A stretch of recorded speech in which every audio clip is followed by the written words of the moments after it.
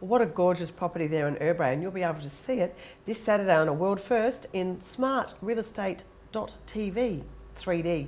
Joining us today, we have the girls from Property Management. If you've just come onto the show, Sue Bellelli and Deb Copley. Now, we were talking about the proposed changes to the Residential Tenancies Act, and I just wanted to go back to what we were talking about the lease increase of rent, Sue. You were going to make a point about that. Yeah, the proposal is to change the increase of rent to once every 12 months. However, in a mutually agreed situation where the tenant might request air conditioning, for example, and the owner will say, well, I'll put the air conditioning in if you pay an increase in rent, that can actually be agreed upon and that's allowable, whilst at the moment that's not. And that is something that I think Deb would agree comes up quite often in property management. And the other one is with a 12-month lease that may be a lease break. If the tenants break their lease throughout the 12-month lease, you can increase the rent on reletting the property in a relet situation, whilst at the moment you're not able to do that. Well, so great. A couple of positive outcomes. Good changes. Now, Deb, what about pets? I believe that these are proposed changes. What you'd love to see is the pet bond. We did try and get that one through, but that's been knocked off. It's just so much better if you can have a pet bond, because some dogs are a lot better than children. Children can do more damage than pets. But at least if you've got a dog and it does chew on the cornices or something like that, you can at least claim that out of the pet bond. You're not digging into the actual bond that might be needed for rent arrears or cleaning of the property. Now, they have this in the other states?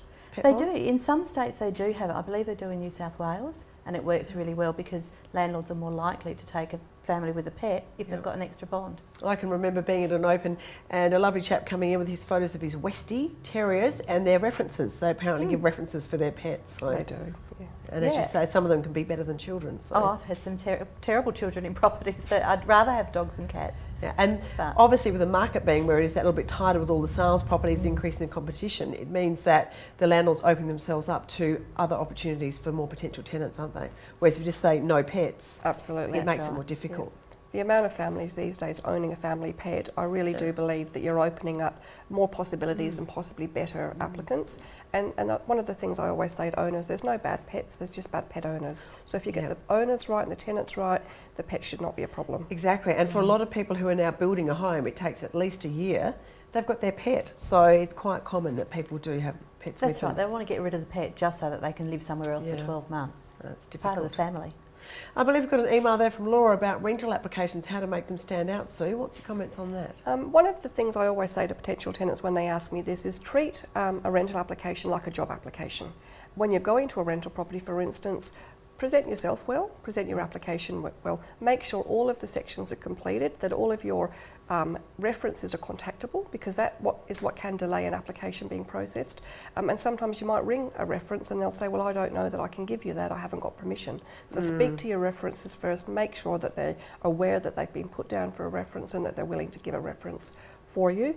Make sure the phone numbers are correct. Quite often we find missing digits on phone numbers being too short.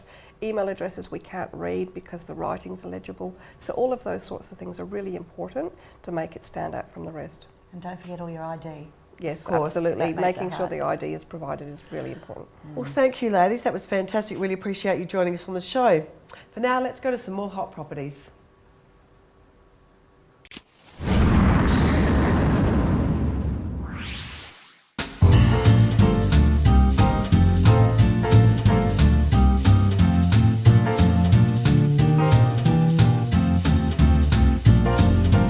Well, that's it for today's show. On the weekend, we'll be launching our first 3D property video. So if you have a Panasonic Smart TV, just download the Smart Real Estate app and check it out on there. On next week's show, we're going to Thorngate to have a look at the ultimate party house. You won't believe some of the entertainment facilities we have in this home. So we'll see you then next week, Wednesday, 1 o'clock, right here on Toot TV. But for now, here are some more hot properties.